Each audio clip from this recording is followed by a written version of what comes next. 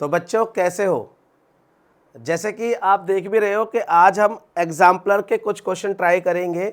ये एक्सरसाइज 2.1 है chapter number 2 से। अब पहली वीडियोस में मैंने अब चैप्टर नंबर 2 के बारे में 2.1 पढ़ाया, इंट्रोडक्शन एनसीईआरटी का, फिर 2.2 भी पढ़ाया। पर 2.1 और 2.2 काफ़ी नहीं है बेटा आपके सिलेबस के अकॉर्डिंग। आपको पता होगा कि सीबीएसई की नई गाइडलाइन ने ये बोला है कि आप सभी बच्चों को कॉम्पिटेंसी बेस्ड क्वेश्चन करने हैं। 50% आपका कॉम्पिटेंसी बेस्ड क्वेश्चंस आ रहे हैं, तो उनको भी साथ में करने के लिए बेटा आपको एग्जाम्पलर का भी थोड़ा बहुत सारा लेना पड़ेगा।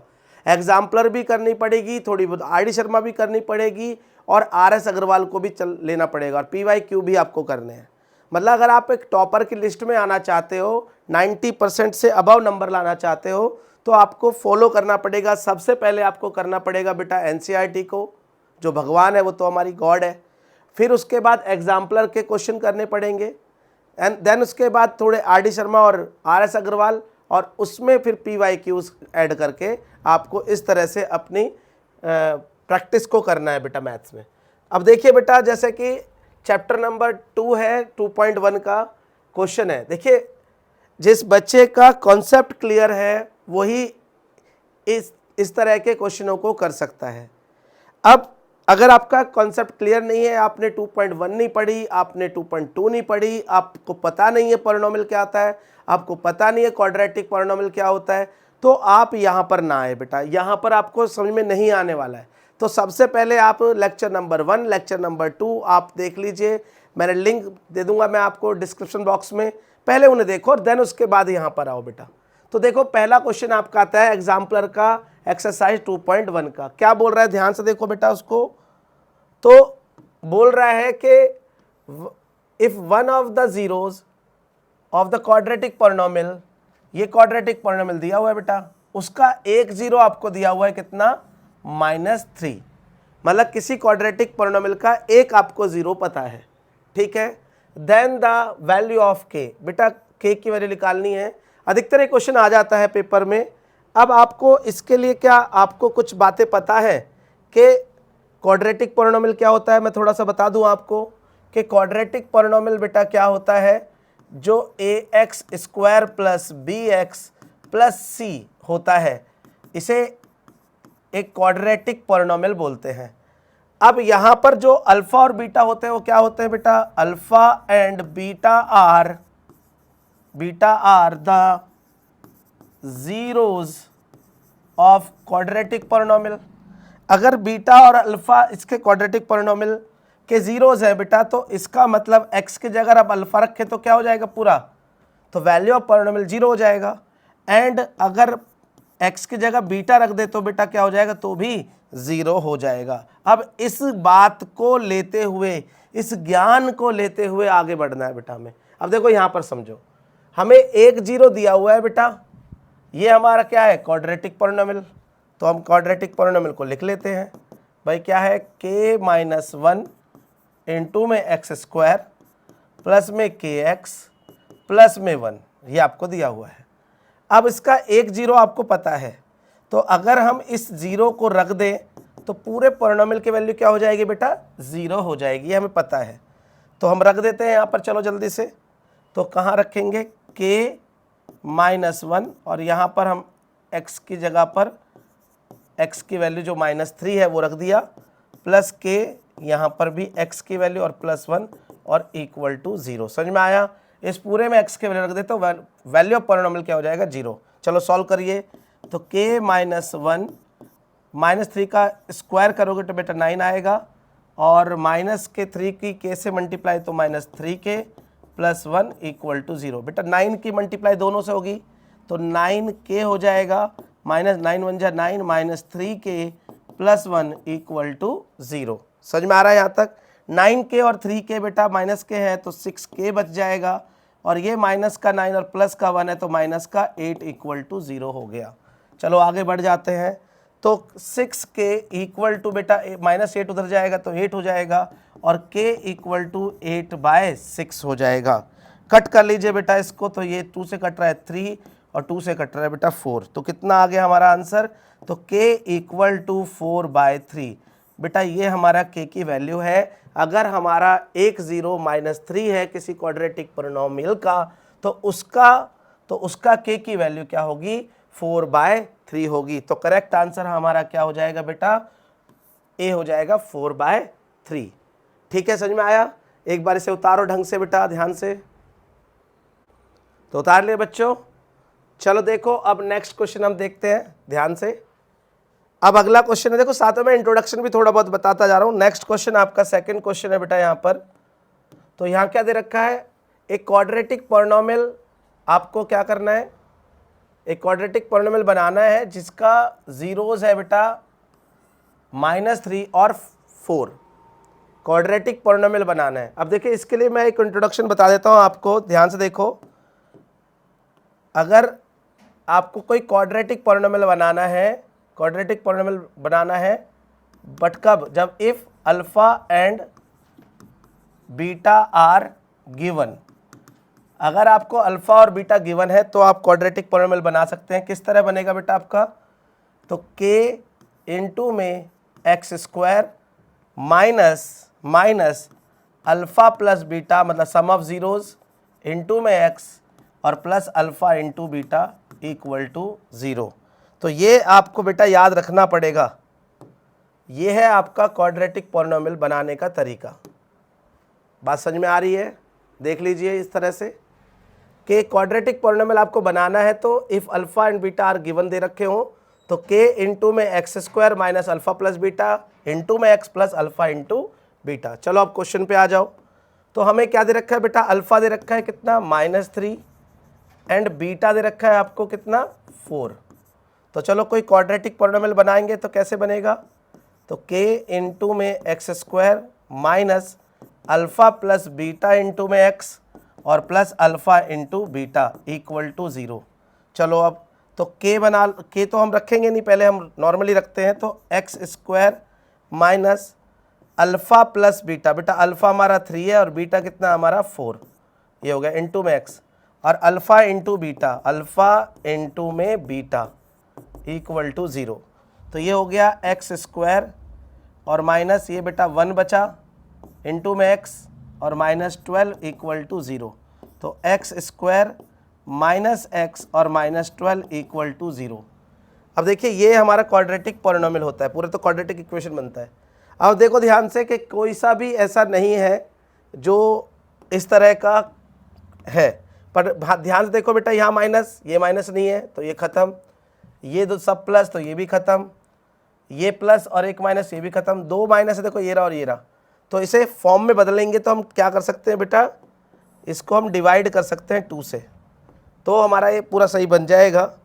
तो हम क्या करेंगे, x² माइनस x/2 और -12/2। तो क्या हो जाएगा क्वाड्रेटिक, x² माइनस x/2 और -6। तो ये देखिए आप, तो कौन सा हमारा आंसर हो जाएगा बेटा, सी आंसर हो जाएगा कि भाई -3 और 4 का एक क्वाड्रेटिक पॉलिनोमियल बनेगा इस तरह से। ओके, समझ में आया? चलो इसे उतारो बेटा, स्क्रीनशॉट ले लो। चलो फिर नेक्स्ट करते हैं। तो उतार ले बच्चों। तो देखो ध्यान से, अगला क्वेश्चन हम कर रहे हैं बेटा अब। तो अगला क्वेश्चन हमारा है, थर्ड क्वेश्चन है हमारा। तो देखिए क्या दे रखा है, if the zeros of the quadratic polynomial. भाई ये हमें क्वाड्रेटिक पॉलिनोमियल दिया हुआ है और उसके जीरोज दिए हुए हैं बेटा, ये रहे देखो 2 जीरोज दिए हुए हैं। तो यहाँ पर a और b की वैल्यू आपको निकालनी है, a और b की वैल्यू निकालनी है। अब थोड़ी देर पहले भी मैंने बताया था कि अगर आपको कोई क्वाड्रेटिक पॉलिनोमियल दिया हुआ है, देखिए x² प्लस में a प्लस 1 इंटू में x और प्लस b। अगर मैं कह दूं इफ़ x की वैल्यू कितनी है बेटा, 2 है, तो f ऑफ अगर मैं 2 रख दूं तो किसके बराबर हो जाएगा, बताओ तनिक, बताओ किसके बराबर होगा। अगर जीरोज़ को रख देते तो किसके बराबर होता है, 0 के बराबर हो जाता है पूरा वैल्यू पॉलिनोमियल। तो इसमें रख दो, तो हम रखेंगे 2 का square plus a plus 1 into में x की जगह क्या रख देंगे, 2 बेटा और प्लस b इक्वल टू 0। तो ये हो जाएगा बेटा 4 और प्लस 2 से दोनों की मल्टीप्लाई करो तो 2a और प्लस 2 1 जा 2 प्लस b इक्वल टू 0। तो ये हो गया 2a प्लस बी और प्लस ये 2 और ये 4 बेटा 6 हो गया इक्वल टू 0। तो 2a plus B equal to -6, ये इक्वेशन 1 हो गई।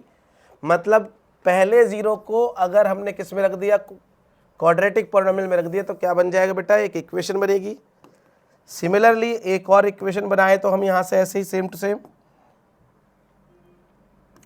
कि इफ x की वैल्यू क्या दे रखी है हमें बेटा -3 दे रखी है, तो हम अगर -3 रखेंगे तो वैल्यू ऑफ पॉलिनोमियल क्या हो जाएगा 0, क्योंकि ये 0 है। चलो रख दो -3 का स्क्वायर यहाँ x में प्लस a प्लस b और x की value -3 plus b equal to 0। चलिए करिए, माइनस के 3 का स्क्वायर करेंगे 9 और -3 के बेटा दोनों से मल्टीप्लाई करेंगे -3a और -3 1 जा 3 प्लस b इक्वल टू 0।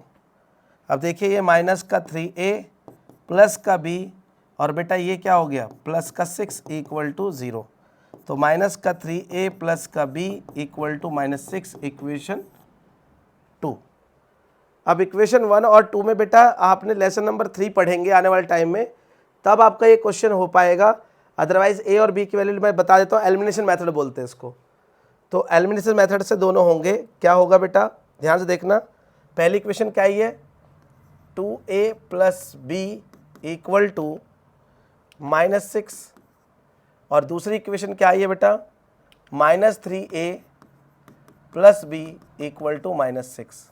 अब जब इनको माइनस करेंगे बेटा, सब्ट्रैक्ट कर रहे हैं हम, तो ये हो जाएगा प्लस, ये हो जाएगा माइनस और ये हो जाएगा प्लस। बेटा ये दोनों कट जाएंगे, तो यहाँ से क्या आएगा, ये प्लस का और ये प्लस का कितना हो गया 5a और इक्वल टू 0। तो a की वैल्यू क्या हो गई बेटा 0 हो गई।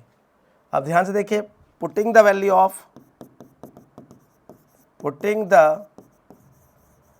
ऑफ a इन इक्वेशन, कोई से भी रख दो, इक्वेशन 1 में रख रहा हूँ मैं, तो कितना है 2a हमारा 0 है plus b equal to -6।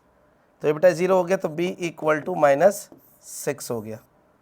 Okay, a 0 हो गया और b कितना हो रहा है बेटा -6। अब देखो a 0 और b -6, कौन सा आंसर है देखो बताओ, a 0 और b -6, a 0 और b -6। समझ में आया? तो इस तरह से हमें करना है। यहाँ पे ये एलिमिनेशन मेथड लगाया चैप्टर नंबर 3 का सॉरी। तो एलिमिनेशन मेथड आप पढ़ेंगे बाद में, ठीक है। तो इस तरह से ये जीरोज वाला मैंने अभी थोड़ी देर पहले बताया, जल्दी से उतार लो बेटा इसको, दोनों को, ठीक है। इसको भी करिए एंड इसको भी करिए। चलो नेक्स्ट हम करते हैं अगला क्वेश्चन बेटा। तो अगला क्वेश्चन भी बहुत यूनिक क्वेश्चन है, क्वाड्रेटिक पॉलिनोमियल पर है। ये क्या दिया हुआ है, आपको पूछा गया है यहाँ पर कि the zeros of quadratic polynomial, इसके ये क्वाड्रेटिक पॉलिनोमियल है बेटा, और इसके जीरोज आपको बताना है पॉजिटिव है नेगेटिव है। मैंने आपको बताया था ना, दो, किसी भी क्वाड्रेटिक पॉलिनोमियल के दो क्या होते हैं बेटा, किसी क्वाड्रेटिक पॉलिनोमियल के क्या होते हैं, कोई भी क्वाड्रेटिक पॉलिनोमियल है, देखिए कोई भी क्वाड्रेटिक पॉलिनोमियल है वो किस फॉर्म में होता है, ax² plus bx plus c में होता है बेटा।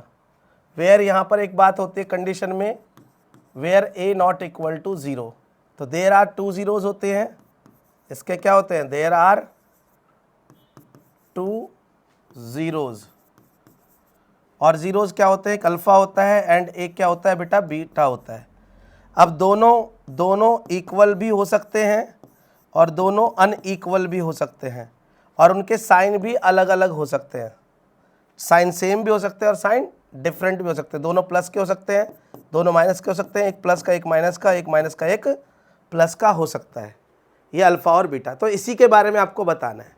अब देखो क्वेश्चन ने यही बोला है आपसे कि भाई ये है। अच्छा अब एक बात बताओ यहाँ पर कि अल्फ़ा प्लस बीटा कितना होता है, तो आप बता पाओगे, तो क्या होता है -b/a, और अल्फ़ा और बीटा कितना होता है बेटा c/a। क्या ये बात पता है, क्या ये बात पता है कि alpha plus beta equal to -b/a और alpha into beta equal to c/a। और ये बहुत इंपॉर्टेंट बात है बेटा, तो इसको आप ध्यान रखेंगे। अब इसी चीज़ का यूज़ हम यहाँ करने वाले हैं पिछले क्वेश्चन में। अब देखो यहाँ पर बेटा अगर मैं बोलूँ, यहाँ पर अल्फ़ा प्लस बीटा बोलूँ मैं, तो अल्फ़ा प्लस बीटा क्या होगा, माइनस बी अपॉन में ए। तो बताइए, और अल्फ़ा इंटू बीटा कितना होता है बेटा, सी अपॉन में ए। चलो करके दिखाओ यहाँ पर अब हमें कि अल्फ़ा इंटू बीटा, तो माइनस बी कितना है बेटा, माइनस 99 अपॉन में ए कितना है बेटा 1। तो मतलब alpha plus beta equal to minus 99 आए, ठीक है जी। एंड अल्फ़ा इंटू बीटा क्या होगा बेटा, सी अपॉन ए। तो सी अपॉन ए कितना है, सी कितना है 127 अपॉन में 1। तो alpha into beta equal to 127। अब देखो यहाँ पर क्या दे रखा है बेटा, एक बात बताओ ध्यान से देखो कि alpha into alpha plus beta जब करो तो क्या है नेगेटिव, और अल्फ़ा इंटू बीटा करो तो क्या है पॉजिटिव। ऐसा कब हो सकता है बताओ। अल्फ़ा प्लस बीटा मतलब देखो सेम साइन, अगर दोनों अल्फ़ा और बीटा दोनों माइनस के होंगे तो माइनस का 2 और माइनस का 3, माइनस का 2 और माइनस का 3 माइनस का 5 हो जाएगा, और माइनस का 2 और माइनस का 3 मल्टीप्लाई करोगे तो बेटा प्लस का हो जाएगा। इसका मतलब क्या हुआ कि बोथ आर सेम साइन होने चाहिए। ये कब कंडीशन लगती है बताओ, जब अल्फ़ा, देखो याद रखना है इसको कि जब अल्फ़ा प्लस बीटा क्या हो, नेगेटिव हो, और अल्फ़ा इंटू बीटा पॉजिटिव हो। तो दोनों, ये भी नेगेटिव और ये भी नेगेटिव, तो नेगेटिव को नेगेटिव में ऐड करेंगे तो क्या होगा, नेगेटिव आएगा, और नेगेटिव की मल्टीप्लाई होगी तो क्या आएगा बेटा, क्या आएगा, पॉजिटिव आएगा। तो अल्फ़ा और बीटा क्या होंगे, alpha and beta are, alpha and beta are negative. मेरी बात समझ में आ रही है। तो दोनों नेगेटिव होंगे तभी ऐसा कंडीशन बनेगा, अदरवाइज नहीं। तो देखो, तो बोथ आर नेगेटिव होना चाहिए आंसर में। क्या होना चाहिए, बोथ आर नेगेटिव। कैसे निकाला हमने, अल्फ़ा प्लस बीटा किया तो माइनस बी अपॉन ए, अल्फ़ा इंटू बीटा किया तो सी अपॉन ए। हमें पता चला कि अल्फ़ा प्लस बीटा नेगेटिव आना चाहिए और अल्फ़ा इंटू बीटा पॉजिटिव आना चाहिए। तो ऐसा कब हो सकता है, जब अल्फ़ा और बीटा दोनों नेगेटिव होंगे। याद रहेगा, दोनों नेगेटिव होंगे, क्योंकि नेगेटिव को नेगेटिव के साथ ऐड करोगे नेगेटिव आएगा, और नेगेटिव को मल्टीप्लाई करोगे, नेगेटिव को मल्टीप्लाई करोगे नेगेटिव से क्या आएगा, पॉजिटिव। याद रखोगे ऐसे कंडीशन में। ओके, तो उतारो बेटा इसको, स्क्रीनशॉट ले लो या फिर, तो कर लिया ना आपने। चलो आगे बढ़ते हैं हम। देखिए अगला क्वेश्चन लेते हैं हम। तो अगला क्वेश्चन है 8 क्वेश्चन, बहुत अच्छा क्वेश्चन है, कॉन्सेप्चुअल क्वेश्चन है, तो ध्यान से देखना है, ध्यान से करना है बेटा इसको। बोल रहा है if the zeros of quadratic polynomial. भाई ये क्वाड्रेटिक पॉलिनोमियल है, पर इसमें के की वैल्यू क्या दे रखी है, 0 नहीं होनी चाहिए। मतलब आपको एक क्वाड्रेटिक पॉलिनोमियल दिया हुआ है बेटा, ये एक क्वाड्रेटिक पॉलिनोमियल दिया हुआ है, ये एक क्वाड्रेटिक पॉलिनोमियल दिया हुआ है, पर एक कंडीशन दे रखी है। क्या दे रखा है, इफ के नॉट इक्वल टू 0। अब के अगर 0 नहीं होगा तो क्या हो सकता है, तो हम कह सकते हैं केस वन बोल सकता हूँ। बहुत ध्यान से देखो कि के लेस देन 0, के लेस देन 0 का मतलब के नेगेटिव होगा तो क्या हो जाएगा, एफ ऑफ एक्स जो है वो कितना हो जाएगा, एक्स स्क्वायर और माइनस के एक्स और माइनस के, यही तो होगा भाई। समझो ध्यान से, मैंने कहा के नॉट इक्वल टू 0, ठीक है, के 0 के बराबर नहीं, तो के क्या हो सकता है, लेस देन 0। और केस 2 में क्या हो सकता है, केस 2 में क्या हो सकता है, के ग्रेटर देन 0, मतलब के पॉजिटिव। तो क्या हो सकता है, एफ ऑफ एक्स बेटा, तो एक्स स्क्वायर प्लस के एक्स और प्लस के हो सकता है। अगर के पॉजिटिव है, अगर के पॉजिटिव है, अगर के नेगेटिव है, सॉरी यहाँ तो नेगेटिव है और यहाँ के क्या है, पॉजिटिव है, तो के को रखेंगे यहाँ पर। तो एक तो ये क्वाड्रेटिक इक्वेशन बनेगी और एक ये। अब देखो यहाँ पर आप एक बात और समझो, अगर यहाँ से अल्फ़ा प्लस बीटा करते हो तो बेटा क्या होता है, यहाँ से अल्फ़ा प्लस बीटा करते तो क्या होता है, माइनस बी अपॉन ए, तो माइनस बी अपॉन में ए, तो कितना हो जाएगा, तो के आएगा ना बस। और अल्फ़ा इंटू बीटा करोगे तो सी अपॉन में, तो माइनस के अपॉन में 1, तो क्या आएगा, माइनस के। मतलब अल्फ़ा प्लस बीटा को जोड़ने पर प्लस आए और अल्फ़ा इंटू बीटा को मल्टीप्लाई करने पर माइनस आए। तो इसका मतलब क्या हुआ, ऐसा कब आ सकता है, सोचो आप, कि दो नंबरों को ऐड करने पर प्लस आए, ठीक है, प्लस आ सकता है, ये प्लस है बेटा, और दो नंबर को मल्टीप्लाई करने पर माइनस तो जब भी आ सकता है जब अपोजिट साइन हो। Alpha and beta are of opposite sign, are of opposite sign होंगे बेटा। तो इन दोनों के तो अपोजिट साइन होने चाहिए। यहां से बात समझ में आ रही है। अल्फा प्लस बीटा, अगर बड़ा नंबर प्लस का और छोटा नंबर माइनस का हो तो जोड़ने प्लस आ जाएगा, परंतु मल्टीप्लाई करने पर बेटा माइनस कब आ सकता है? आप खुद सोचो ना, मल्टीप्लाई करने पर माइनस कब आ सकता है? कि दो नंबर है हमारे पास, उनको मल्टीप्लाई करना है और क्या लाना है? नेगेटिव लाना है। तो नेगेटिव कब आ सकता है? अगर दोनों प्लस होंगे तब भी प्लस आएगा, दोनों माइनस होंगे तब भी प्लस आएगा। तो ऐसा तो जब भी आ सकता है जब अपोजिट साइन हो, एक प्लस और एक माइनस होगा तभी आ सकता है, अदरवाइज नहीं आ सकता। तो यहाँ से तो साइन क्या है? अपोजिट आए। साइनों के बारे में बताया, अल्फा और बीटा के बारे में ही आपको बता रहा नेचर। चलो अब यहाँ पर आ जाओ। तो यहाँ पर देखो अल्फा प्लस बीटा कितना होगा बेटा? माइनस बी अपॉन ए, तो माइनस के अपॉन में 1, तो माइनस 1 माइनस के सॉरी। और अल्फा इंटू बीटा कितना होगा बेटा? सी अपॉन ए, तो सी कितना है हमारा बताओ? सी कितना है? के अपॉन में 1, के अपॉन में 1 तो मतलब के। इसका मतलब क्या हुआ बेटा यहाँ पर? ये प्लस। अब देखो ऐसे दो नंबर जिनका ऐड करने पर माइनस आए और मल्टीप्लाई करने पर प्लस आए। देखो अभी थोड़ी देर पहले ही बताया था मैंने आपको, अभी थोड़ी देर पहले बताया था, दोनों नंबरों को ऐड करेंगे तो माइनस आए और उन्हीं दो नंबरों को मल्टीप्लाई करें तो प्लस आए। तो क्या होता है ऐसे में बताओ? ऐसे में क्या होता है? अल्फा और बीटा क्या होंगे? अल्फा और बीटा क्या होंगे? Same sign. Alpha and beta ये नेगेटिव होंगे ना दोनों, alpha and beta are negative होंगे। नेगेटिव होंगे तभी तो ये कंडीशन बनेगी, अदरवाइज नहीं बनेगी भाई। माइनस का ये माइनस का तो माइनस आ जाएगा और माइनस की मल्टीप्लाई करेंगे तो प्लस आ जाएगा। तो अब देखो ध्यान से, अल्फा बीटा के बारे में मैंने क्या क्या बताया। पहली बात तो पहले से देखो, आर ऑलवेज इक्वल, तो ये तो पता नहीं चल सकता इससे। आर ऑलवेज इनइक्वल, ये भी इंफॉर्मेशन नहीं मिल सकती इतनी बात से। Can not both be negative, बेटा ये तो नेगेटिव हो रहे दोनों, तो ये बात भी गलत हो गई। दोनों नेगेटिव हो सकते हैं ना। अब कह रहा है कैन नॉट बी पॉजिटिव। हाँ भाई पॉजिटिव तो कहीं नहीं मिल रहा। यहाँ से मिल रहा है कि दोनों अल्फा और बीटा नेगेटिव हो सकते हैं, यहाँ से मिल रहा है अल्फा और बीटा अपोजिट साइन के, एक पॉजिटिव और एक नेगेटिव हो सकता है, पर दोनों पॉजिटिव होंगे ऐसा इंफॉर्मेशन इस बात से नहीं मिल रहा। तो करेक्ट आंसर क्या हो जाएगा बेटा हमारा? करेक्ट आंसर हो जाएगा can not both be positive. समझ में आई बात? समझ में आई? अच्छे से उतारो, अच्छा क्वेश्चन है, यूनिक क्वेश्चन है, तो स्क्रीनशॉट लो और उतारो। चलिए आगे बढ़ते हैं बेटा अगले क्वेश्चन पर। क्वेश्चन नंबर है अगला 9।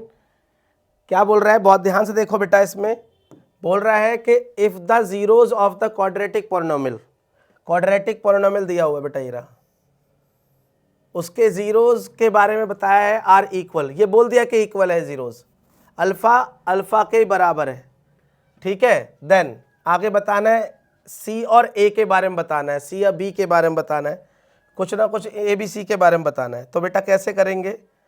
अच्छा एक बात देखिए, इफ जीरोज आर इक्वल,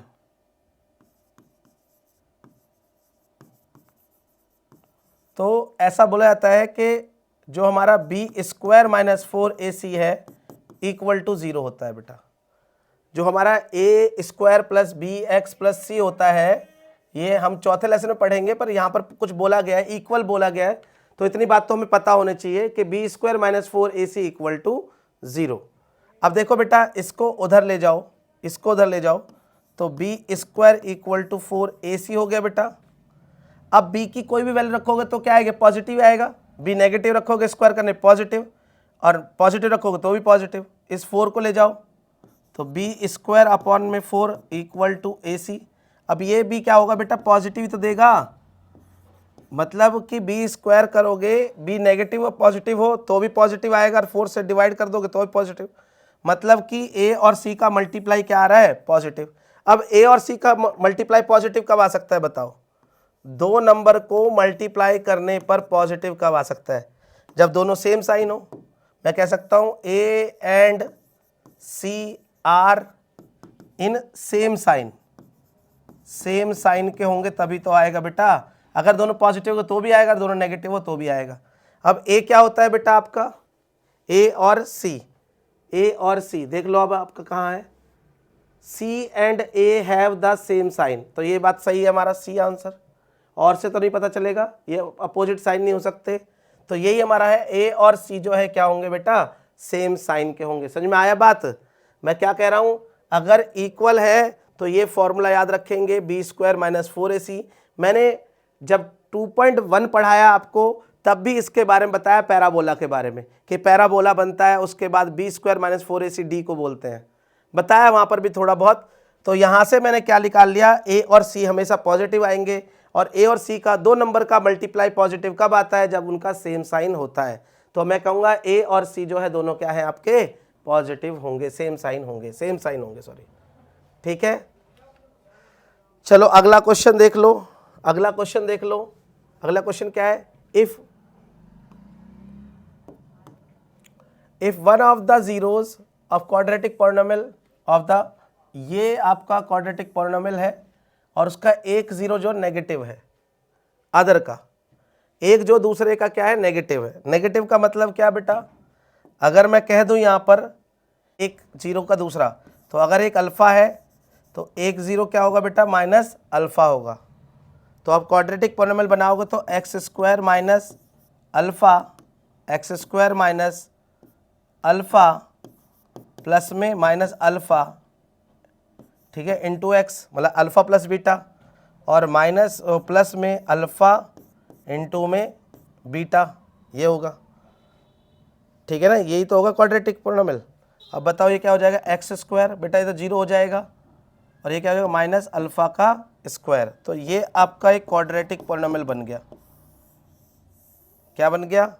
अब यहाँ पर देखो, आपको ए आपको पता है, तो ए कितना है आपका, 1 है, पर बी आपका नहीं है, बी कितना है, 0 है, और सी कितना है बेटा, सी है माइनस अल्फा का स्क्वायर।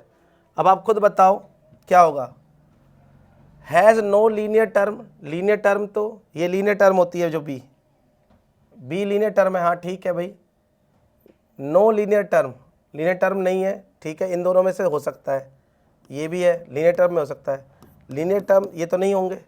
अब देखो, अब आगे नो लीनियर टर्म है ना, बी कितना है, बी 0 है, बी क्या है, 0, तो लीनियर टर्म क्या है, नहीं है। तो इन दोनों में से ऑप्शन में से देखो, ये दोनों तो खत्म, इनमें तो दे रखा है लीनियर टर्म, लीनियर टर्म। तो अब क्या बोल रहा है, कांस्टेंट टर्म इज नेगेटिव। देखो कांस्टेंट टर्म ही तो है ये नेगेटिव, तो कौन सा आंसर हो जाएगा हमारा, कौन सा आंसर हो जाएगा बताओ हमारा, तो हमारा हो जाएगा ए आंसर सही। ठीक है, समझ में आई बात, समझ में आई बात। अगला देख लो, अगला क्वेश्चन बहुत ही आसान, पैराबोला। कोई भी आपका जो क्वाड्रेटिक पॉलिनोमियल है, A X square plus B X plus C, उसका पैराबोला क्या बनेगा, अपवर्ड पैराबोला बनेगा, अपवर्ड पैराबोला। कब बनेगा, जब a ग्रेटर देन 0 होगा। एक डाउनवर्ड पैराबोला बनेगा, डाउनवर्ड पढ़ाया हुआ है मैंने,